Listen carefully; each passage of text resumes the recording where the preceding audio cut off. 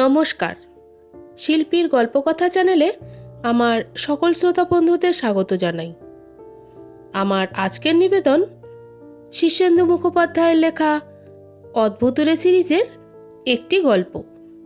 গল্পের নাম ভুতুড়ে ঘড়ি। আজ তার অন্তিম পর্ব। গর্ডন একটা যন্ত্রমানব তৈরি করেছিল। বাইরেটা বেশ হয়েছে, কিন্তু স্লেটে লেখা ছিল সবই হয়েছে, কিন্তু বোকাটা তবু নড়ে না।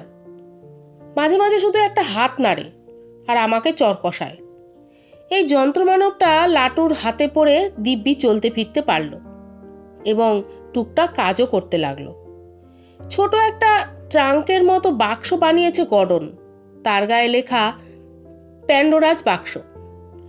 এই বাক্সটায় ঝড় বৃষ্টি সৃষ্টি করার কথা ছিল, কিন্তু এই কিটটা শুধু বিকট শব্দ করে। লাটু কাজীর পরামর্শ মতো বাক্সটা সম্পূর্ণ করে ফেলল। একটা বোতাম টিপতেই চারধারে গাছপালার মর্মর শব্দ তুলে ছোটোখাটো একটা ঝড় উঠতেই লাটু তাড়াতাড়ি লাল বোতামটা টিপে ঝড় থামিয়ে দিল। কাজী একটু হেসে বলে, অনেক কিছু তো তৈরি করলে, কিন্তু রামরাহার সঙ্গে লড়াই করার অস্ত্র কই তোমার? এসব ছোটোখাটো খেলনা দিয়ে কি হবে? লাটু ভাবনায় পড়ল। খ্রাচখ্রাচের কাছে সে যা শুনেছে তাতে রামরাহা প্রায় অপ্রতিরোধ্য এক শক্তি মানব। তাকে ঠেকানোর মতো কিছুই তার জানা নেই। রামরাহা শুধু যে ঘন্টায় 100 মাইল বেগে দৌড়ায়, 10 ফুট হাই জাম্প দেয় আর মোহাম্মদ আলী এবং ব্রুসলিকে দুহাতে নিয়ে লোফালুফি করতে পারে তা নয়। বুদ্ধি এবং প্রযুক্তিতেও সে বহু গুণ শক্তিশালী। লাটু বলে, কি করব তাহলে কাজী? কাজী একটা দীর্ঘশ্বাসের মতো শব্দ করে বলে, ভেবে দেখি। রামরাহার বুদ্ধি এমন এক স্তরের যে তাকে হারাতে অতি মগজের দরকার। অনেক ভাবতে হবে। লাটুও ভাবতে শুরু করে। আস্তে আস্তে রাত হতে থাকে। গর্ডনের ওয়ার্কশপটা ভারী নির্জন হয়ে যায়। লাটু বলতে গেলে একা। কাজী আছে বটে, কিন্তু সে তো পুচকে একটা যন্ত্র মাত্র। কুকুরগুলোকেও সঙ্গী হিসেবে ধরা যায় না। লাটু তার দাদুর অন্ধ সমর্থক। সেও দাদুর মতো ভূত বিশ্বাস করে না, ভগবানও মানে না, কিন্তু সন্ধ্যের পর গা ছমছম করেই তার। আর পরীক্ষার সময় ঠাকুর দেবতাকে অগ্রাহ্য করতে কেন যেন সাহস হয় না তার।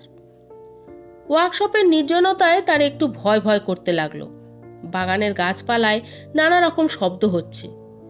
দূরে শেয়াল হাঁক মারছে, সেই শুনে কুকুরগুলো ঘেউ ঘেউ করে ছুটে যাচ্ছে। তারের বাজনার মতো ঝিঝি ডেকে যাচ্ছে একটানা। লাটু একটু কাপা গলায় ডাকলো, কাজী। কাজী বলল, বলো। লাটু ভয়ে ভয়ে বলল, তুমি কি ভূত মানো? কাজী বলে, কেন মানব না? লাটু বলে উঠল, ভূত কি সত্যি আছে? কাজী খিকখিক করে হেসে বলে, তোমাদের বিজ্ঞান এখনো এত পিছিয়ে যে আর বলার নয়। আমাদের ওখানে তো ভূতের একটা চমৎকার লাইব্রেরি আছে। থাকে থাকে খোপে খোপে হাজার রকমের ভূত। ভূতেরা সেখানে নানা রকম কাজও করে দেয়। লাটু কেঁপে উঠে বলে, ইয়ার কি করছো না তো কাজী? সত্যি ভূত আছে? কাজী ফের একটু ঠাট্টার হাসি হাসল।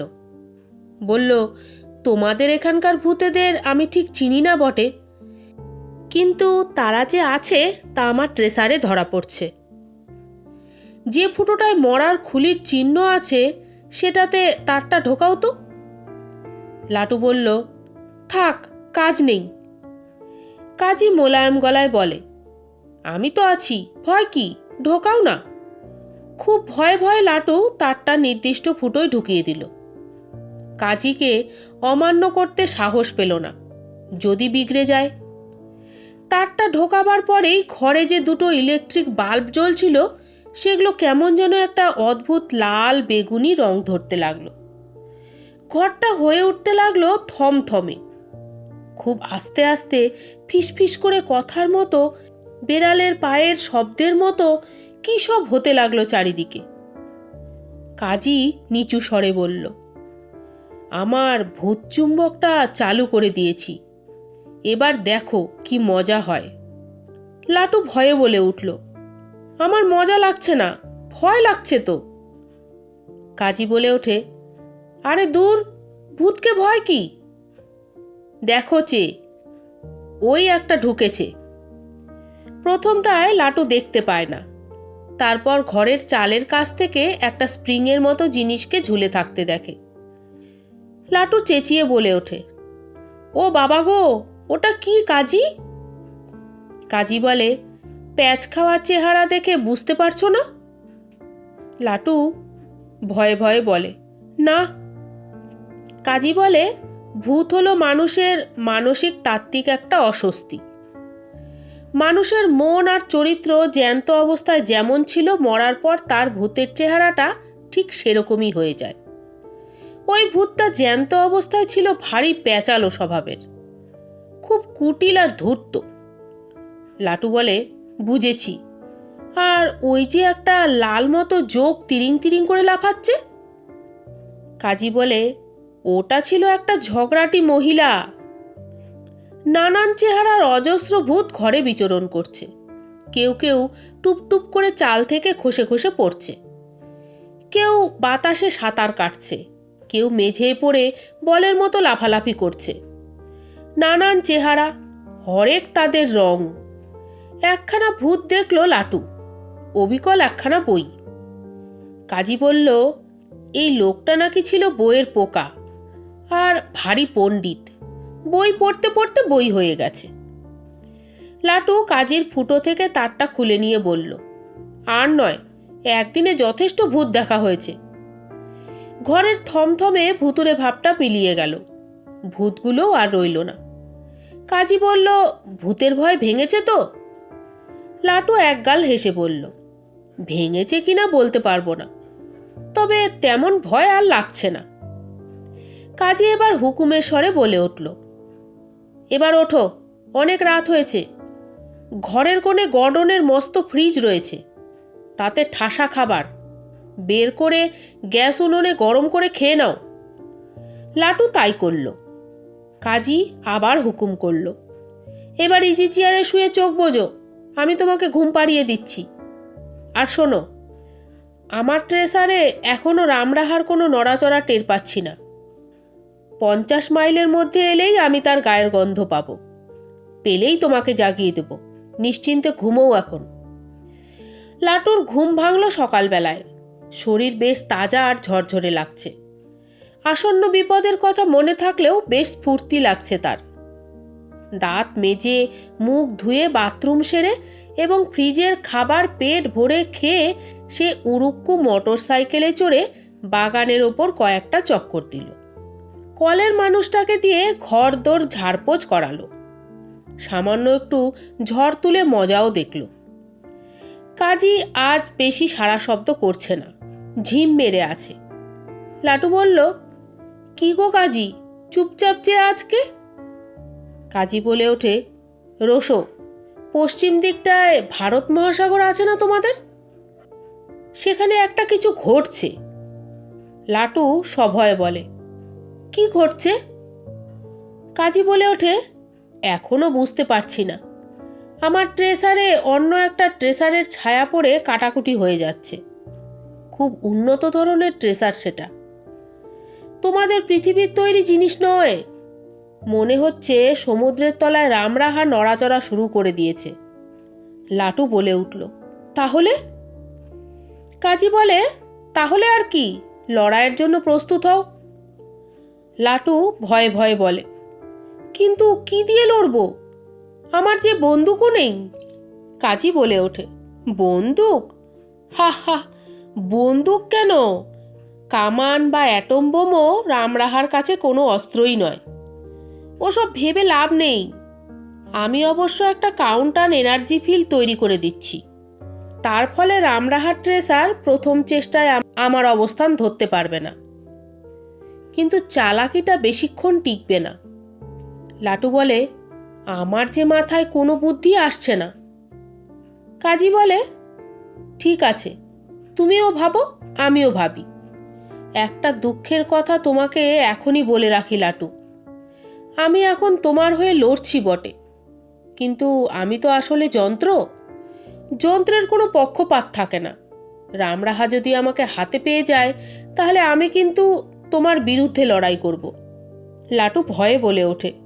বলো কি কাজী? কাজী বলে, বললাম না দুঃখের কথা, তাই বলি হাতছাড়া করো না। পাঞ্জাব মেল মোগলসরাই স্টেশন সবে ছেড়েছে। এমন সময় ফার্স্ট ক্লাস কামরায় এক ভদ্রমহিলা আর্তনাদ করে উঠলেন, আমার হাতটা, ওগো আমার হাতটা ছিঁড়ে নিয়ে গেল, কি হবে এখন? ভদ্রমহিলার স্বামী মাঝবয়সী নাদুস নুদুস ভীতু চেহারার একজন লোক। তিনি ভেবাচাকা খেয়ে বললেন, নিয়ে গেল? হ্যাঁ, কি সর্বনাশ! সোনার ভরি যে এখন প্রায় 2000 টাকা যাচ্ছে। চেন টানো, চেন টানো। উল্টো দিকে জালনার কাজ ঘেঁষে একজন লম্বা চওড়া যুবক চুপচাপ বসেছিল এতক্ষণ। ঠিক চুপচাপ নয়, মাঝে মাঝে সে একটা অদ্ভুত সুরে শীষ দিচ্ছিল। যুবকটি 6 ফুটের ওপর লম্বা, দারুণ স্বাস্থ্য এবং দেখতে ভীষণ রকম সুপুরুষ।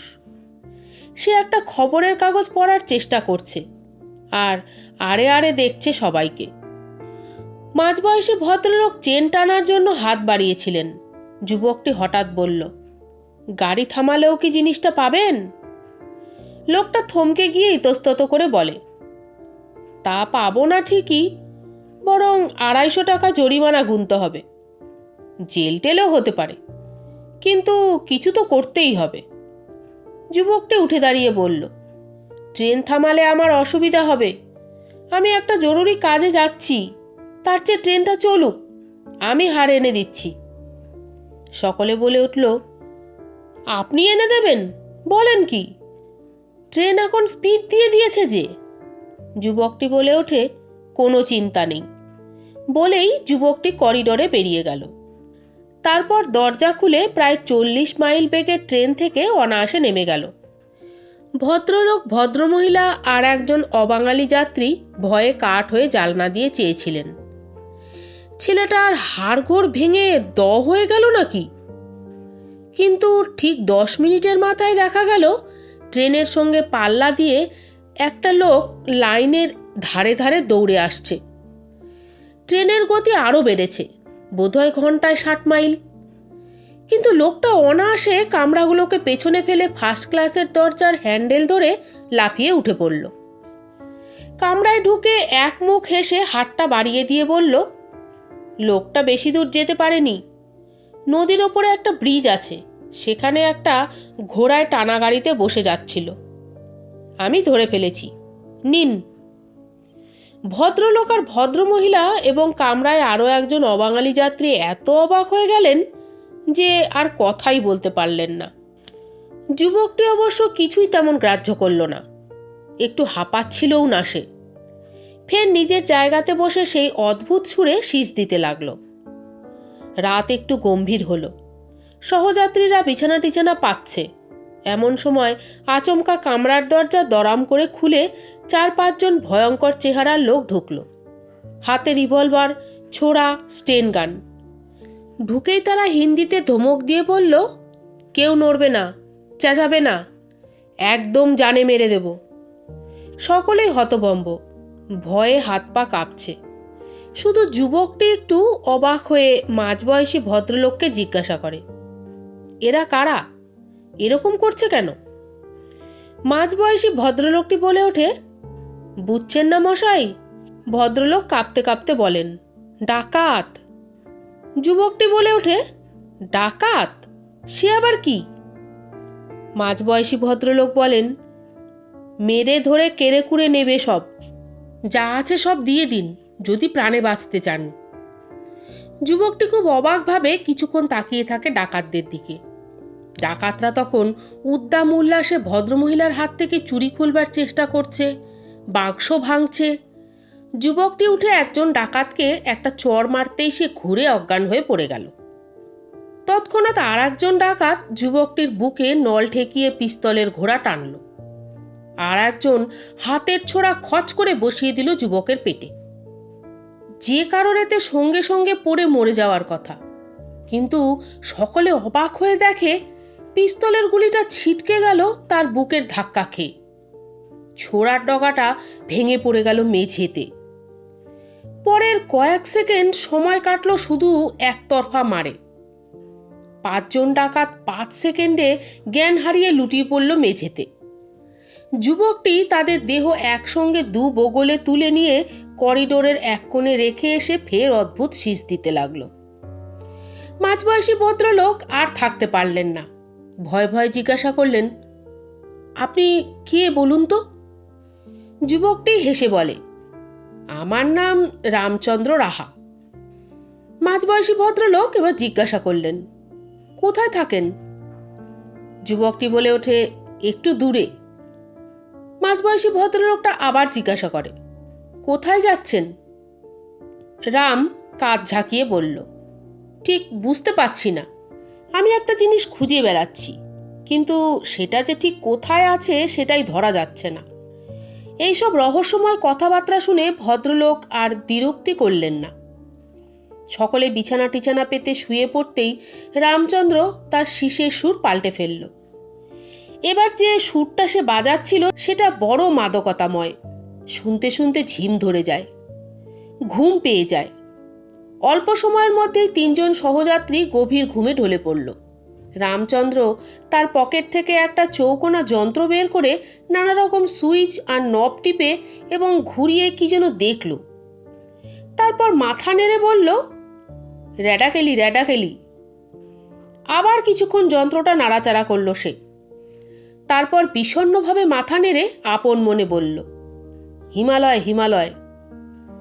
একটা জংশন স্টেশনে গাড়ি দাঁড়াতেই রামচন্দ্র তার সুটকেসটা নিয়ে নেমে পড়ল। ওদিকে কাজী আচমকা বলে উঠল, শোনো লাটু, রামরাহা আসছে।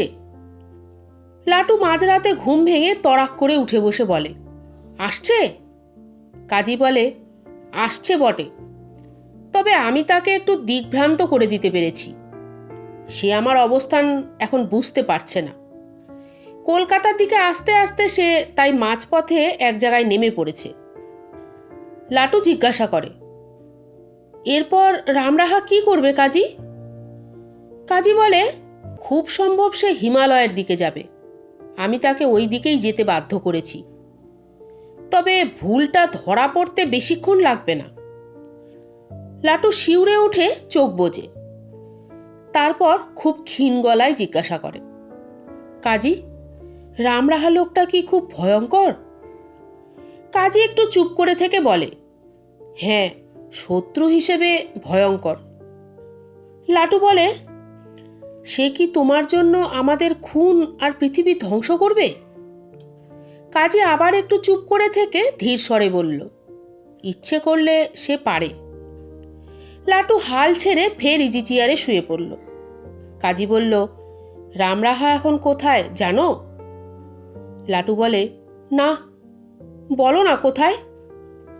কাজী বলে চলল, একটা শহর ছেড়ে সে জঙ্গলের ভেতর দিয়ে হাঁটছে। সামনেই খাড়া পাহাড় এবং গিরিপথ, তারপরেই তুষার রাজ্য। রামরাহা ভ্রুকুটি করছে, ঠোঁট কামড়াচ্ছে। সন্দেহ দেখা দিয়েছে তার মনে। সে ট্রেসার যন্ত্র বের করে আবার কিছু দেখে নিচ্ছে। না, সে এগিয়ে যাচ্ছে। আপাতত কিছুক্ষণ নিশ্চিন্ত আমরা। রামচন্দ্র রাহা নামক সেই যুবকটি অত্যন্ত সংকীর্ণ একটি গিরিপথ দিয়ে এগোচ্ছিল। বায়ে খাড়া পাহাড়ের দেয়াল, ডাইনে অতল গভীর খাদ। রাস্তা ভাঙা, এবড়ো খেবড়ো, ভালো করে পা রাখার জায়গাই নেই। তার উপর বড্ড খাড়াই। কিন্তু রামচন্দ্রের হাঁটা দেখে মনে হয় তার বিশেষ কোনো অসুবিধে হচ্ছে না। বেশ লঘু দ্রুত পায়ে সে এগিয়ে যাচ্ছে। পাকদণ্ডির শেষ। সামনে একটা মস্ত উপত্যকা, পুরোটা পুরু বরফে ঢেকে আছে। শোঁ শোঁ করে তুষার ঝড় বয়ে যাচ্ছে তার উপর দিয়ে। আকাশ কালো, কিছুই ভালো দেখা যায় না। তাপাঙ্ক 0-15-20 ডিগ্রি নিচে নেমে গেছে। রামচন্দ্রের পরনে শুধু পাতলা কাপড়ের একটা স্যুট। শীত সে টেরই পাচ্ছে না। উপত্যকার দিকে চেয়ে সে এক অদ্ভুত সুরে শীষ দিয়েই যাচ্ছে। একবার সে ক্যালকুলেটরের মতো যন্ত্রটার দিকে তাকালো। উপত্যকায় নামবার কোনো পথ নেই। রামচন্দ্র রাহা যেখানে দাঁড়িয়ে আছে তার ঠিক সামনেই গভীর খাদ, প্রায় 3000 ফুট নিচে তুষারক্ষেত্র। রামচন্দ্র রাহা শীষ দিতে দিতেই সে খাদের ধারে এসে দাঁড়ালো। চারিদিকে একটু চেয়ে দেখল সে, তারপর লাফিয়ে পড়ল নিচে। 3000 ফুট তো সোজা নয়।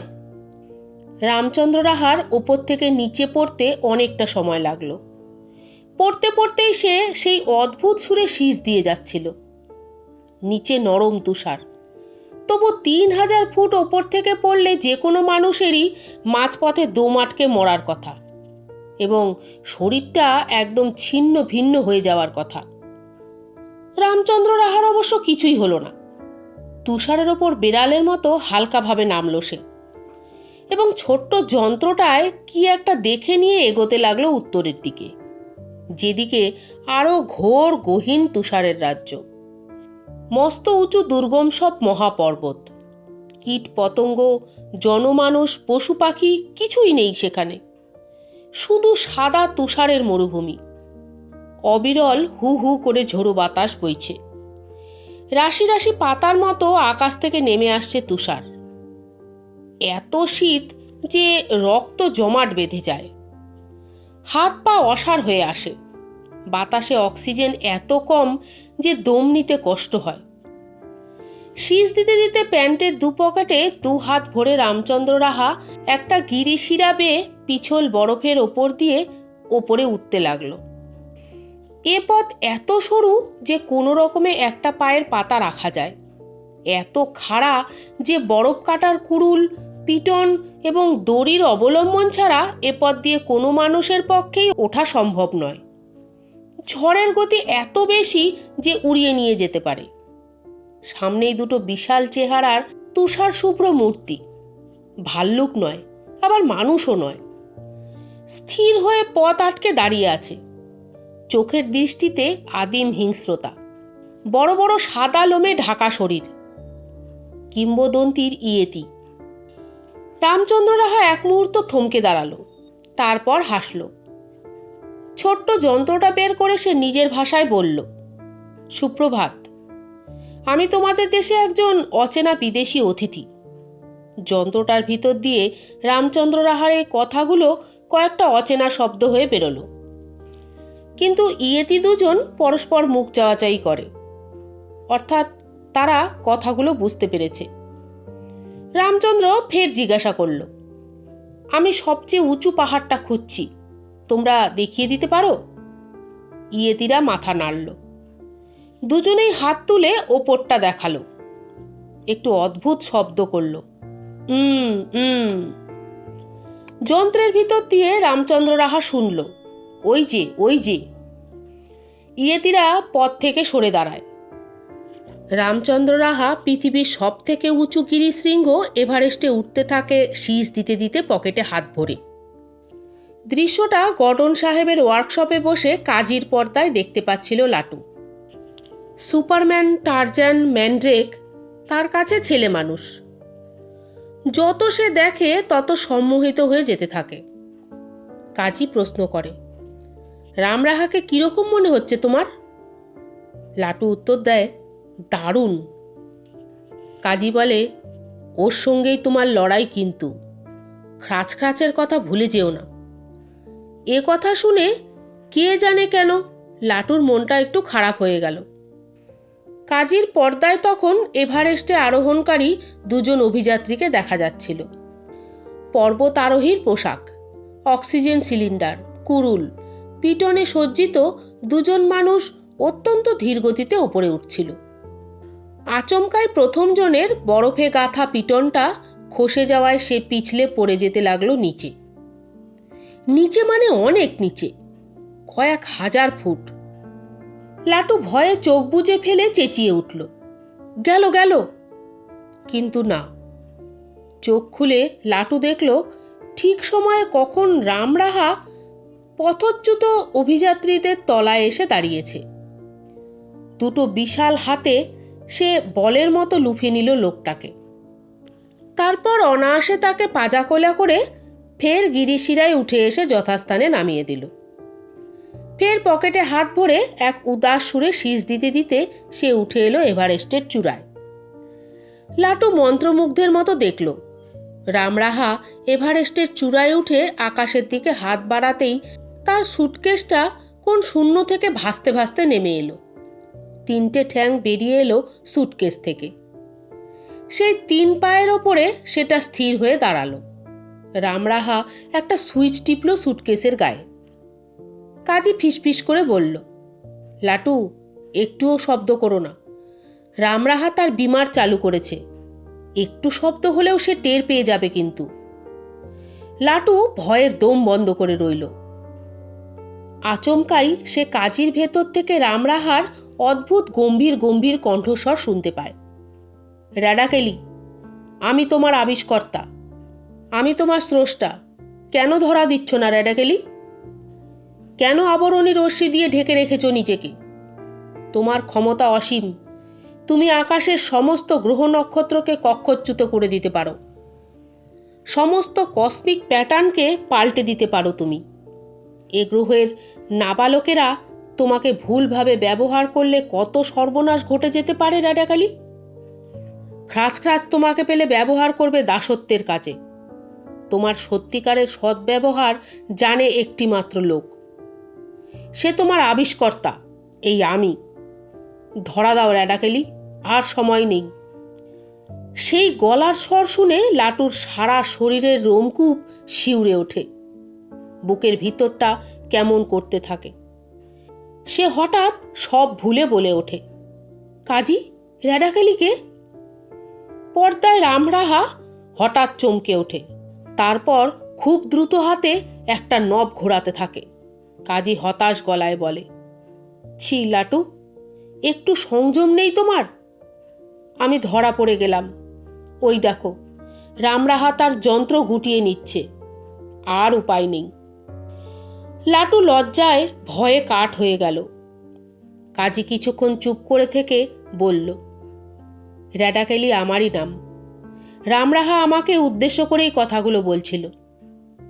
খুব সংকোচের সঙ্গে লাটু জিজ্ঞাসা করে, রামরাহাই কি তোমাকে আবিষ্কার করেছিল? কাজী বলে উঠল, হ্যাঁ লাটু। লাটু বলে, তবে কেন তুমি ওর কাছে ধরা দিতে চাও না? রামরাহা তো দারুণ লোক। কাজী বলে উঠল, ধরা দেওয়া সম্ভব নয় লাটু। খ্রাচ খ্রাচ আমাকে প্রিপ্ল্যান্ড করে রেখেছে। শত হলেও আমি যন্ত্র, আমাকে যান্ত্রিক নিয়মেই চলতে হয়। আমি কারোর প্রতি পক্ষপাত পোষণ করতে পারি না। প্রয়োজন হলে তোমার সাহায্যে আমি রামরাহাকে মেরে ফেলব, হয়তো সেটাই একমাত্র পন্থা। লাটু ভয় পেয়ে বলে ওঠে, মেরে ফেলবে? আমার সাহায্যে কেন কাজী? কাজী বলে, ওই যে বললাম, শত হলেও আমি যন্ত্র। কেউ না চালালে আমার পক্ষে চলা শক্ত। এখন একটা কাজ করো, ব্যান্ডের কাছে একটা আলপিনের মতো ছোট্ট বোতাম আছে, নখের ডগা দিয়ে সেটা খুব জোরে চেপে ধরো। লাটু বোতামটা খুঁজে পেয়ে নখ দিয়ে চেপে ধরল। ভিতরে ক্লিক করে একটা শব্দ হলো মাত্র। কাজী বলল, এবার শোনো, রামরাহা আমার সন্ধান পেয়ে গেছে, কিন্তু সে তাড়াহুড়ো করবে না। তার কাছে এমন যন্ত্র আছে যার সাহায্যে সে চোখের পলকে এখানে পৌঁছে যেতে পারে, কিন্তু সেটা হঠকারীর মতো কাজ হবে। সে জানে আমি আত্মরক্ষার কৌশল জানি। তাছাড়া সে ওই সব অত্যাধুনিক যন্ত্রপাতি ব্যবহার করলে তোমাদের এই গ্রহের সাংঘাতিক ক্ষতি হতে পারে। রামরাহা সুতরাং সেগুলোকে ব্যবহার করবে না। সে বাস, ট্রেন ইত্যাদি যানবাহনের ব্যবহার করবে। এখানে আসতে আমার হিসেবে রামরাহার সময় লাগবে আরও 2 দিন। ততক্ষণে খ্রাচ খ্রাচ পৌঁছে যাবে। আমাকে রেখে দাও সামনের টেবিলে। এই 2 দিন তুমি চুপচাপ বসে থাকো, আমাকে ভুলেও স্পর্শ করবে না, আমার কাছেও এসো না। লাটু বলে উঠল, কেন কাজী? কাজী বলতে থাকলো, তুমি কাল সকালে দেখতে পাবে সামনের টেবিলে হুবহু আমার মতো দেখতে 2টো কাজী রয়েছে। তোমার বাঁ দিকে থাকবো সত্যিকারের আমি, ডান দিকে থাকবে প্রতি বস্তুতে তৈরি আমার দোসর। রামরাহা যদি এসেই পড়ে তাহলে তুমি বাদিক থেকে আসল আমাকে সাবধানে সরিয়ে নিয়ে বাইরের জঙ্গলে ফেলে দিও। খবরদার ডান দিকেরটায় হাতও দিও না, তাহলে সঙ্গে সঙ্গে মারা পড়বে। রামরাহা প্রতিবস্তুতে তৈরি আমাকে স্পর্শ করা মাত্র ধ্বংস হয়ে যাবে, অবশ্য সেই সঙ্গে আমিও। এটাই অন্তিম উপায়। লাটু খুব ভয়ে ভয়ে কাজীকে টেবিলের উপর রেখে দিল। কাজের ভেতরে বিচিত্র শব্দ উঠছিল, যেন কেউ খুব যন্ত্রণা পাচ্ছে, খুব ব্যথা বেদনায় নানা রকম শব্দ করছে। এই কয়েকদিনে লাটু কাজীকে বড় ভালোবেসে ফেলেছে। করুণ মুখে সে জিজ্ঞাসা করল, তোমার কি খুব কষ্ট হচ্ছে কাজী? কাজী বলে উঠল, ভীষণ। মৃত্যুর আগে মানুষের এরকম যন্ত্রণা হয়। লাটু খুব দুঃখের সঙ্গে বলল, কেন যন্ত্রণা হচ্ছে কাজী? প্রতিবস্তুতে নিজের প্রতিকৃতি তৈরি করার মানে হলো নিজের মৃত্যুর পথ পরিষ্কার করা। তুমি ঠিক বুঝবে না। আমার ভিতরে অণু ও পরমাণুর দুরকম চলন তৈরি হয়েছে। একটা চলন আর একটা চলনের ঠিক উল্টো। বড় কষ্ট। লাটু জিজ্ঞাসা করল, রামরাহা কিরকম মানুষ কাজী? কাজী বলে উঠল, সে আমার শত্রু। লাটু আবার জিজ্ঞাসা করল, খ্রাচ খ্রাচ কিরকম মানুষ কাজী? কাজী বলল, সে আমার প্রভু। লাটু চুপচাপ বসে ভাবতে লাগলো। ভাবতে ভাবতে ঘুমিয়ে পড়ল। সকালে ঘুম ভাঙতেই দেখলো টেবিলের উপরে পাশাপাশি দুটো কাজী পড়ে আছে। হাত বাড়িয়ে বাঁ দিকের কাজীকে হাতে তুলে নেয় লাটু। কাজী, কেমন আছো? জবাব নেই। কাজী, কথা বলছো না কেন? আচমকা টেবিলের ওপর থেকে প্রতিবস্তুতে তৈরি কাজী বলে উঠল, ও কাজী মরে গেছে লাটু, ওকে বিরক্ত করো না। লাটু সভয়ে ডান দিকের কাজীর দিকে চেয়ে রইল। তারপর ভয়ে ভয়ে প্রশ্ন করল, তুমি কি প্রতিবস্তুতে তৈরি কাজী? কাজী বলল, হ্যাঁ লাটু, আমাকে ভুলেও ছুঁয়ো না।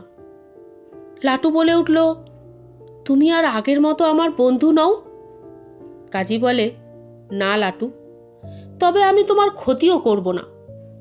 কাজী আমাকে প্রিসেট করে রেখেছে, আমাকে না ছুলে তোমার ভয় নেই।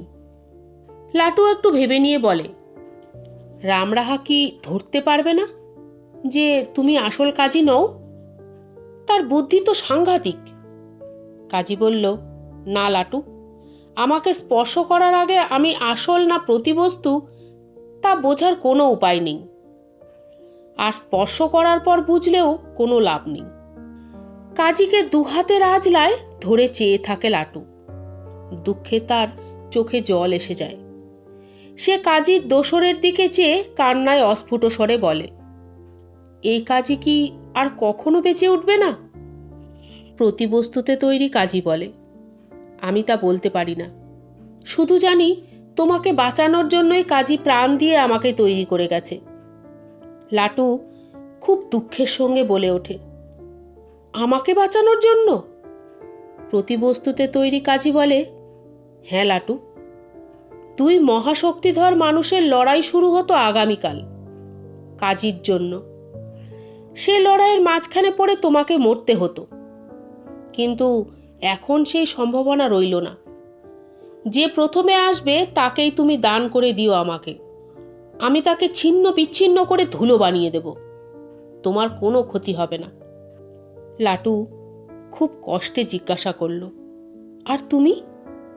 প্রতিবস্তুতে তৈরি কাজী জবাব দিল, ধ্বংস করা এবং ধ্বংস হওয়ার জন্যেই আমার জন্ম, আমার জন্য ভেবো না। কাজীকে কবর দিয়ে এসো। লাটু এ আদেশ পালন করতে পারল না।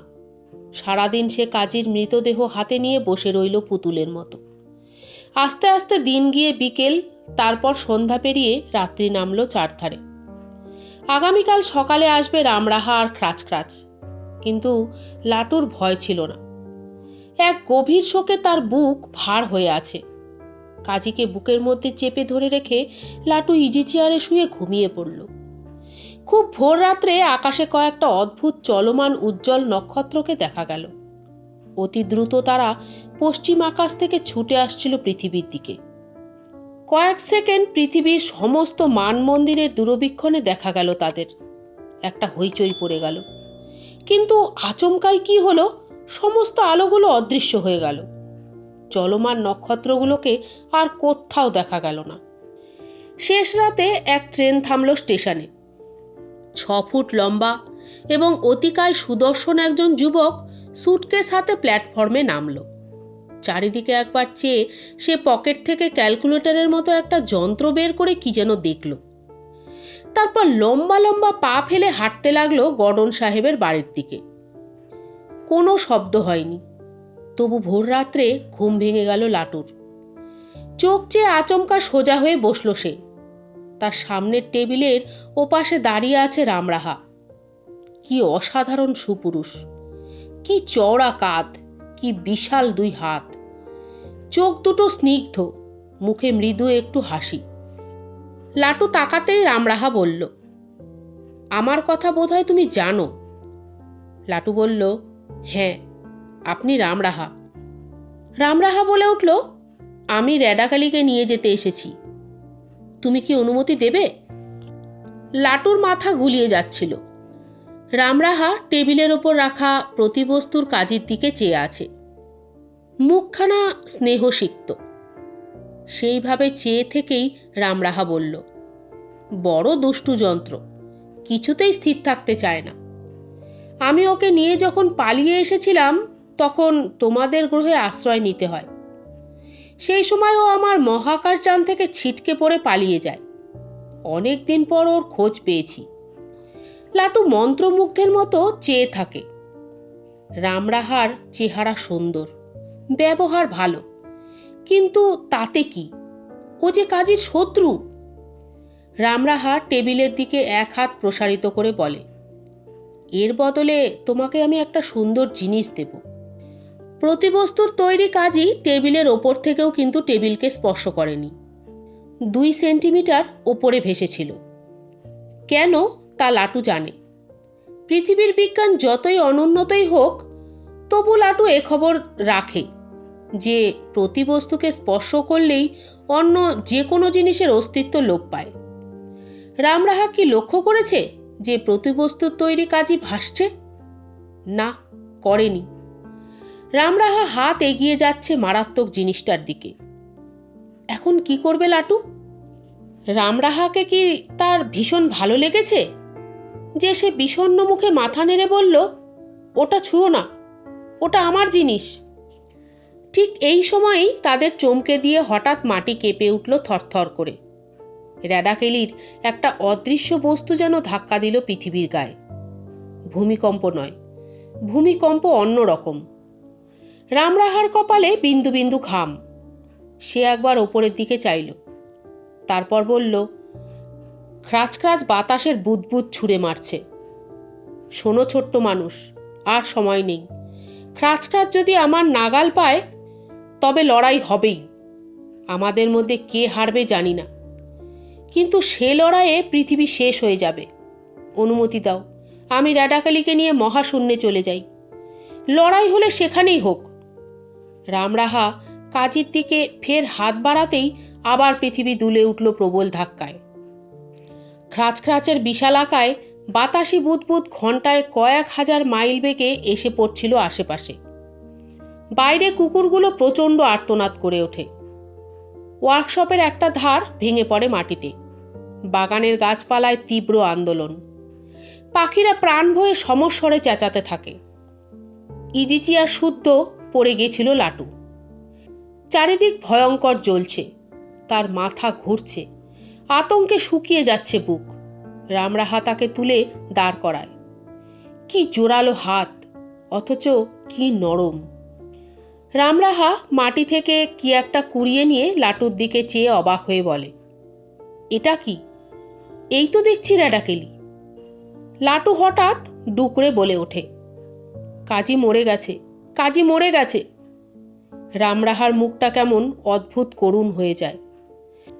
বাতাসের গোলাগুলো কোথায় দাগাচ্ছে খ্রাচ খ্রাচ তা বোঝা যায় না ঠিক। তবে মাটি আরও জোরে কেঁপে ওঠে। গাছপালা ভেঙে পড়তে থাকে বাগানে। কয়েকটা কুকুর আর্তনাদ করে চিরকালের মতো চুপ করে যায়। গর্ডনের পিসি ও গড ও গড বলে চিৎকার করে উঠোনে দৌড়াদৌড়ি করে। রামরাহা টেবিলের প্রতিবস্তুর দিকে বিস্ফোরিত চোখে চেয়ে থাকে। তারপর বিষণ্ণ মুখে মাথা নেড়ে বলে, র্যাডাকেলি, এভাবে আত্মহত্যা করার প্রয়োজন ছিল না তোমার।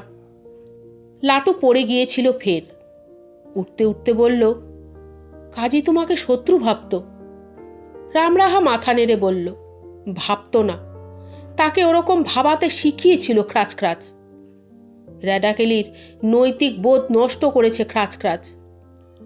আর কয়েকটা দিন তাকে হাতে পেলে শুধরে নিতাম আমি। বাইরে এক অপার্থিব বেগুনি আলোয় ভরে যাচ্ছিল চারিদিক। মুহুর্মুহু বাতাসের গোলা এসে তছনছ করে দিয়েছে সবকিছু। ধরাস করে ওয়ার্কশপের অনেকটা দেয়াল ধসে গেল একদিকে। উড়ুক্ষ মোটর বাইকটা মুখ থুবড়ে পড়ে একেবারে ছিঁড়ে চ্যাপ্টা হয়ে গেল। টুকরো টুকরো হয়ে গেল গর্ডনের কল মানুষ। ঝড়ের বাক্সটা চৌচির হয়ে গেল। লাটু আর কাজী মিলে সম্পূর্ণ করেছিল গর্ডনের এসব খেলনা। লাটু ফ্যাল ফ্যাল করে চেয়ে দেখল শুধু। ঘনীভূত ও নিরেট বাতাসের আর একটা অতিকায় গোলা পড়ল কোথায় যেন, খুব কাছে। একটা 100 মাইল বেগের ঝড় এসে বাগানের গাছপালা শিকড় সমেত উড়িয়ে নিয়ে গেল। সেই সঙ্গে উড়ে গেল ওয়ার্কশপের চাল। লাটু আকাশের দিকে চেয়ে দেখে, তারা ভরা আকাশ থেকে একটা মস্ত থালার মতো মহাকাশযান নেমে আসছে। রামরাহা মৃদুস্বরে বলল, চুপ করে থাকো, কোনো কথা বলো না। লাটু বলল, তুমি? রামরাহা বলল, আমাকে একটু লুকিয়ে থাকতে হবে। তুমি ভয় পেও না, আমি কাছেই থাকব। মহাকাশযান 30 ফুট ওপরে ভাসতে লাগলো স্থির হয়ে। তার তলায় একটা ছিদ্র দেখা দিল। কে যেন সেই ফুটো দিয়ে লাফ দিল নিচে। সোজা এসে নামলো লাটুর সামনে। লাটু দেখলো খ্রাচ। তেমনি অদ্ভুত পোশাক তার পরনে, তেমনি অদ্ভুত টুপি। আব্রাহাম লিঙ্কনের মতো লম্বা মুখ, দশাশায়ী চেহারা। একবার টেবিলের প্রতিবস্তু এবং একবার লাটুর মুখের দিকে চেয়ে সে একটু হাসল। তারপর ভারী একটা হাতে লাটুর পিঠ চাপড়ে দিয়ে বলল, সাব্বাস, তুমি কথা রেখেছ। লাটু জবাব দিতে পারল না, সম্মোহিতের মতো চেয়ে রইল। খ্রাচ টেবিলের দিকে এগিয়ে গিয়ে লোভাতুর চোখে চেয়ে রইল প্রতিবস্তুর কাজের দিকে। অনেকক্ষণ চেয়ে থেকে লাটুর দিকে হঠাৎ মুখ ফিরিয়ে হিংস্র গলায় বলল, রামরাহা কোথায়? সে এখানেই ছিল। আমি তার স্পন্দন আমার সেন্সারে টের পেয়েছি। কোথায় সে? লাটু মাথা নেড়ে জানালো, সে জানে না। তার গলার স্বর ফুটছিল না। খ্রাচ গম্ভীর বজ্রনিনাদে বলল, শোনো খুদে মুখ মানুষ, রামরাহা যতদিন বেঁচে থাকবে ততদিন কাজই নিরাপদ নয়। তাকে ধ্বংস করতেই হবে। যদি সত্যি কথা না বলো তাহলে পৃথিবীকে ধ্বংস করা ছাড়া আমার আর উপায় থাকবে না। ভয়ে লাটুর হাত পা হিম হয়ে যাচ্ছিল। সে কোনো জবাব দিতে পারল না। খ্রাচ জ্বলন্ত দৃষ্টিতে কিছুক্ষণ তার দিকে চেয়ে থেকে বলল, রামরাহা এখনো পৃথিবী ছেড়ে চলে যেতে পারেনি, আমি জানি। কিন্তু তাকে খুঁজে বের করার মতো সময় আমার নেই। আমি কাজীকে নিয়ে যাচ্ছি। মহাকাশযানে ফিরে গিয়েই আমি সুপার চার্জার দিয়ে পৃথিবীকে একবারে ধুলো করে দেব। তুমি আমার মস্ত উপকার করেছ, তবু আমার কিছু করার নেই। এই বলে খ্রাচ হাত বাড়িয়ে প্রতিবস্তুর কাজীকে স্পর্শ করল। লাটু কোনো মানুষকে এরকমভাবে বাতাস হয়ে যেতে দেখেনি কখনো। আজ সে চোখের পলক একবারও না ফেলে দৃশ্যটা দেখল। খ্রাচ কাজীকে স্পর্শ করার সঙ্গে সঙ্গেই তার মস্ত শরীরটায় একটা তীব্র শিহরণ বয়ে গেল। হঠাৎ শূন্যে উৎক্ষিপ্ত হলো সে। তারপর অত্যন্ত দ্রুত গতিসম্পন্ন কয়েকটা ঘূর্ণিঝড় তার শরীরে পাক দিতে লাগলো। হাত গলে গেল, পা গলে গেল, মাথা, বুক, চোখ সব যেন গলে গলে মিশে যেতে লাগলো বাতাসে। মাত্র কয়েক সেকেন্ড। তারপর খ্রাচ এবং প্রতিবস্তুতে তৈরি কাজের কোনো চিহ্ন রইল না কোথাও। শূন্যে ভাসমান খ্রাচের মহাকাশযান কি বুঝল কে জানে। হঠাৎ একটা বেগুনি রশ্মিতে চারিদিক উদ্ভাসিত করে বিদ্যুৎ বেগে সেটা মিলিয়ে গেল আকাশে। লাটু ক্লান্তভাবে বসে পড়ল ইজি চেয়ারটায়। একটা কার্ডবোর্ডের আড়াল থেকে রামরাহা বেরিয়ে এলো ধীর পায়ে, হাতে কাজীর মৃতদেহ। মাথা নেড়ে বলল, কাজী বেঁচে নেই, তবু আমাকে চেষ্টা করে যেতে হবে ওকে আবার বাঁচিয়ে তোলার জন্য। যতদিন না পারছি ততদিন তোমাদের গ্রহে আমাকে থেকে যেতে হবে। লাটু লাফিয়ে উঠল আনন্দে। থাকবে থাকবে রামরাহা? রামরাহা মাথা নেড়ে বলে, থাকবো, তবে সমুদ্রের তলায়, আমার মহাকাশ জানে। লাটু বলল, কিন্তু তোমাকে যে আমার দেখতে ইচ্ছে করবে। রামরাহা বলল, ডাকলেই আমি দেখা দেব। লাটু জিজ্ঞাসা করল, কিভাবে? রামরাহা একটা ঘড়ি বের করে লাটুর হাতে দিয়ে বলে, এটা একটা অসাধারণ ঘড়ি, তবে এর চাবিটা উল্টো দিকে ঘোরালেই আমি সংকেত পাব। তবে খুব প্রয়োজন ছাড়া আমাকে ডেকো না, কেমন? লাটু আনন্দে উদ্ভাসিত মুখে মাথা নাড়ল। আচ্ছা। রামরাহা সেই অদ্ভুত বিষণ্ণ সুরে শীষ দিতে দিতে ধীর পায়ে বেরিয়ে গেল ঘর থেকে। ঘড়ি দেখে হারানচন্দ্র আঁতকে উঠে বললেন, ও বাবা, আর ঘড়ি নয়, এ জন্মে আর ঘড়ি পরব না আমি। ওটা তুই পর, আর ঘড়ি হারাতে আমি পারবো না। অগত্যা ঘড়িটা লাটুই পরে থাকে। জটাইতান্ত্রিক আর গডন আবার স্বাভাবিক হয়েছেন। জটাই এসে হারানচন্দ্রকে প্রায়ই বলেন, ভূত বেটার কাণ্ডটা দেখলে? সেদিন কেমন তুলকালাম ঝড় বইয়ে দিয়ে গেল। ওহ, গডনের কারখানাটার আর কিছু রাখেনি।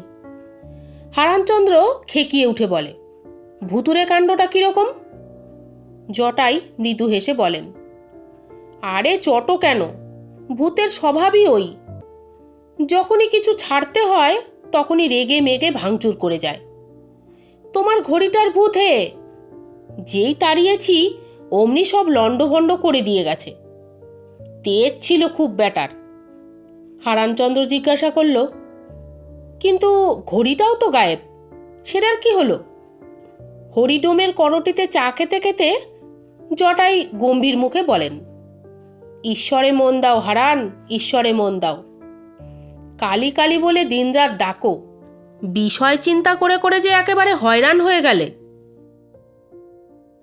সমাপ্ত। এই গল্পটা যদি আপনাদের ভালো লেগে থাকে তাহলে প্লিজ লাইক করবেন, শেয়ার করবেন। আপনারা কী ধরনের গল্প শুনতে চান তা কমেন্ট বক্সে অবশ্যই জানাবেন। আমার নতুন নতুন গল্পের আপডেট পেতে আমার চ্যানেলটা সাবস্ক্রাইব করে বেল আইকনটা প্লিজ দাবিয়ে দেবেন। সকলে সুস্থ থাকবেন, ভালো থাকবেন। দেখা হবে আগামী গল্পে। ধন্যবাদ।